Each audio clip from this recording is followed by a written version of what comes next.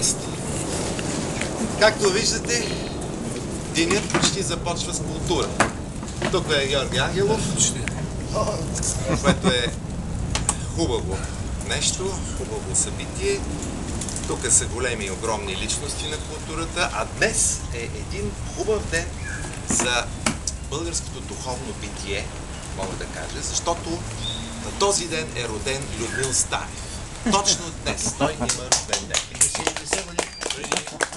Известно количество години. Преди 55, половината ми живот мина, да. Половината мина, остава другата половина. Има време. Познавате го Людмил, познаваме го всички, обичаме го и го уважаваме всички. Той е голям приятел на музея Георги Велчев. От много години, откакто той е възроден, т.е. музея е възроден, той винаги е тук, на изложбите, на културните събития, защото в този музей, както знаете, стават не само изложби, но и подобни прояви. Има премиери на книги, много и концерти, много и театрални някакви миниатюри, форуми, форми.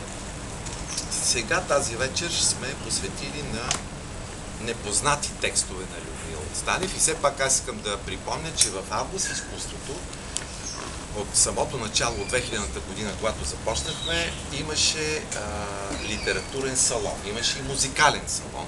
Тази година нямаме възможност, поради финансови причини, да направим музикален салон, но литературният салон всъщност е това, което ще преживеем заедно днес. Гневът на август.